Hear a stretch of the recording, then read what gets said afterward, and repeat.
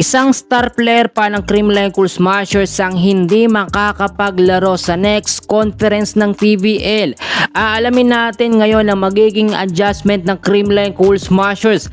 Lalakas nga ba o hihina sa next conference? Pero bago yan, please don't forget to like and subscribe. Maraming salamat po. Mga kaibigan ko, mga kababayan, mga idol, mga fans ng Creamline Cool Smashers, alam nyo, ang dami talaga naglalabasang update ngayon sa Creamline.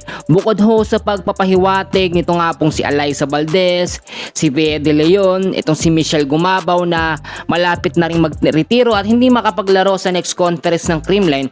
Ito pang isang star player na napag-uusapan ngayon na hindi o posibleng hindi makapaglaro ngayong conference na ito, nalalapit na conference. Si Bernadette Pons po ang ating tinutukoy. Nilinaw po ni Bernadette Pons at sa kanyang podcast, sinabi ho niya na maglalaro o babalik ho siya sa beach volleyball, which is alam naman natin pag sa beach volleyball, no, medyo mahirap talaga yung laruan kasi ilan lang silang player dyan at yung mga makakasama niya doon kinakailangan nila magkaroon ng mahabang training.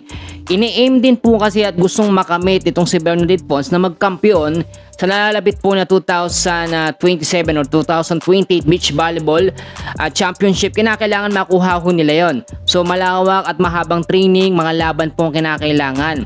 Pero eto po mga kaibigan, magiging malaking problema yan dahil nga po ngayong nalalapit na July ay magsisimula ang PBL Reinforcement Conference at PBL Invitational. So kinakailangan po ng Creamline magkaroon ng opposite hitters tulad po ni Bernadette Pons.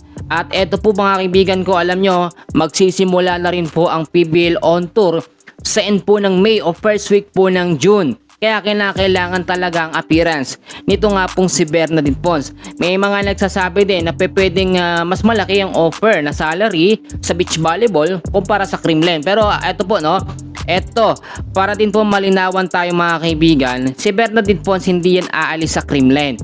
Kung mawala man siya sa CCS sa lineup o maglaro siya sa beach volleyball, hindi ibig sabihin nun magre-resign na siya o aalis na siya sa CCS.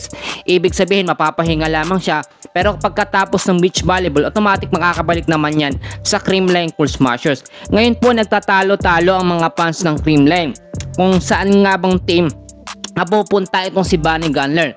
At nilinaw ko na po yan sa mga update ko at sinabi ko po sa inyo, matagal na pong binabakuran ng Creamline etong si Bunny Gunler, no? Kahit nga po si Alyssa Valdez, talagang nililigawan si Bunny Gunler para po makuha at mapapirma dito sa Creamline Cool Smashers.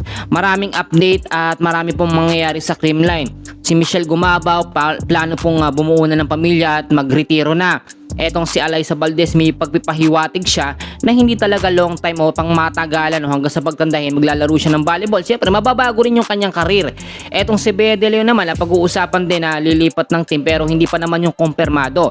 Pero para sa akin mga kaibigan, jackpot ang CCS pag nakuha nila etong si Bunny Gunler at wag nang mapunta sa Capital One. Alam nyo, kung papipiliin lamang si Bunny Gunler, 100% pipiliin niya po ang kumpunan ng Creamline Cool Smashers. Sa ngayon, yun muna ang update natin sa PBL on Tour. Sabay-sabay tayo na manood ng laban po ng Creamline Cool Smashers. Maraming salamat po sa inyong patuloy